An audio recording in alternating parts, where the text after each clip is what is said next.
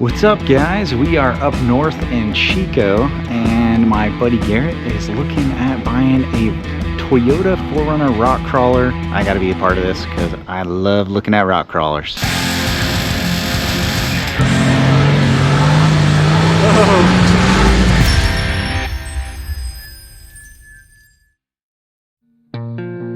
Up early for a little road trip. My buddy Garrett is buying a new trail rig. So that's fun. He was scrolling through Facebook Marketplace like we all do, and he found something cool. And he doesn't have the restraint that I have, you know. He's just buying whatever. No, it's actually a really cool rig. I'll show it to you guys here in a little bit. But it's one of those deals where you gotta sell one thing to get another. So he's selling his other trail rig, and he already sold his truck and trailer, which he had a really nice truck, and an even nicer crawler hauler, which I tried to get him to sell to me for like 20 bucks and he wouldn't, which I think is really selfish. And now on top of that, I don't have a cool crawler hauler, and we gotta take my truck to go get his trail rig. So that's what we're doing today, this little road trip. Yeah, gotta get the trailer unhooked. This is like the worst part of my day usually. It's only gonna get better from here, right? Hope that's not a jinx.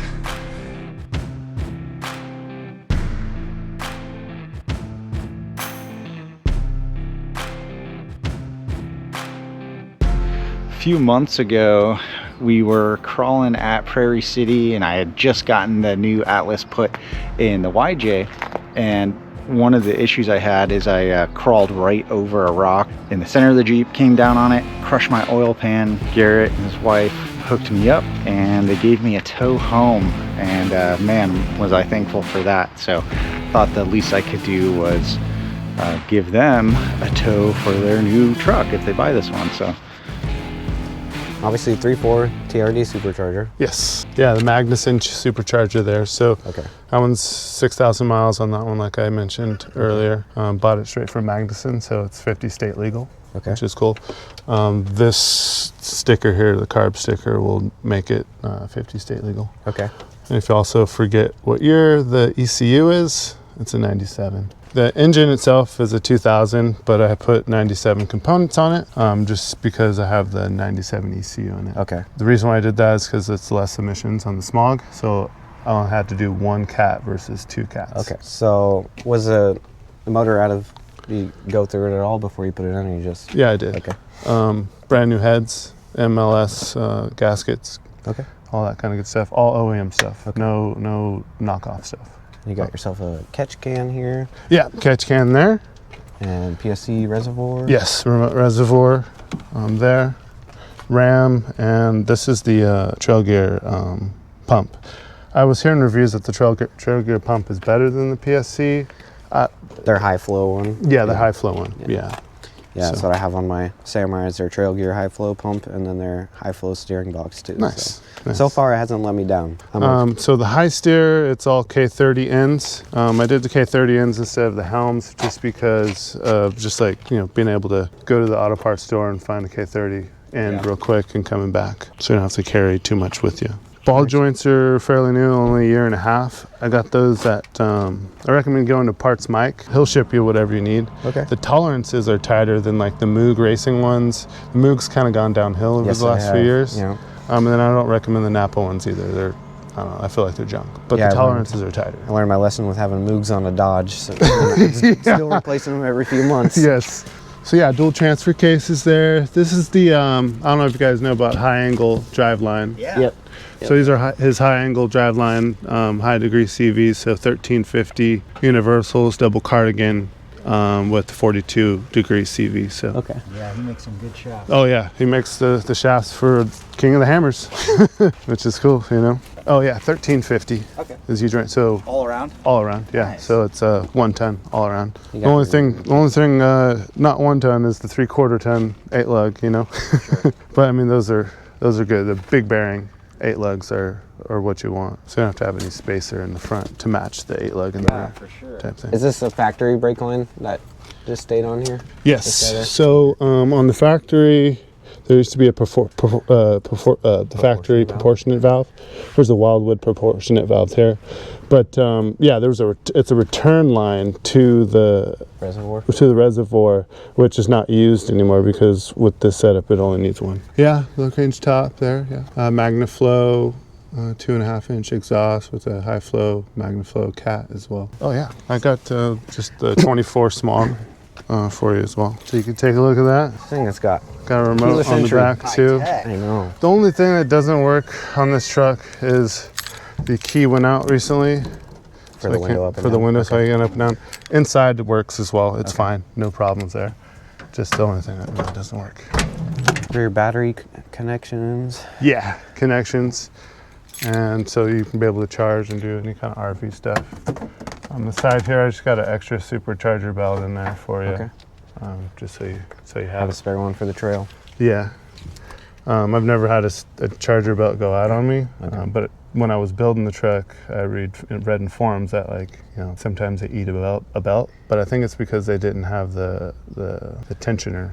Okay. Some guys will just run straight belt and not the OEM tensioner. So you got your clutch cancel as well as whatever else you need.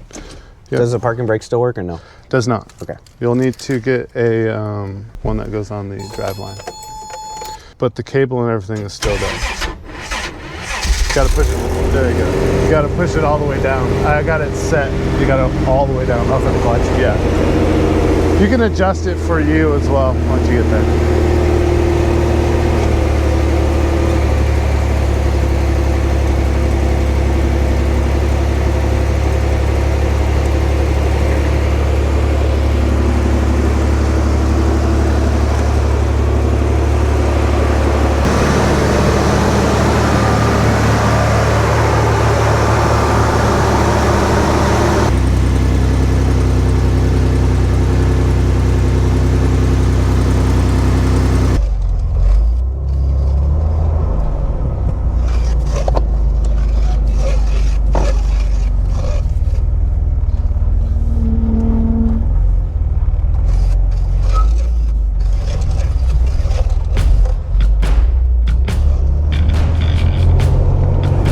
Going for a little test drive right now. I think it's pretty cool. I am like the worst person to bring to one of these things because you see one of these crawlers that's messed up in any way, which I'm not saying this one is, it actually looks pretty decent, but I'm like, oh, we could fix it. Yeah, I'm just like, man, let's get this thing out in the trail. If you ask me, I'm gonna say to buy it. It's his money, you know?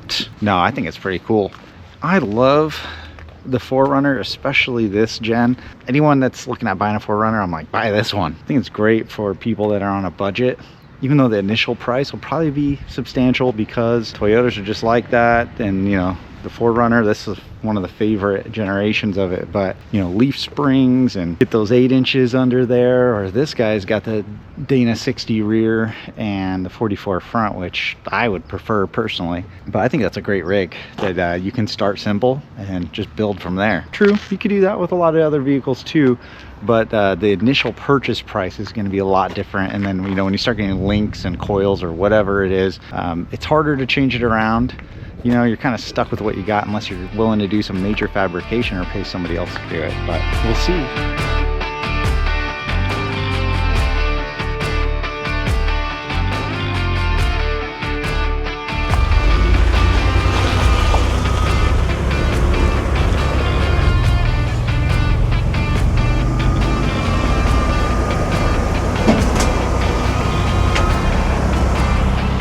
Oh, you got him. Cool.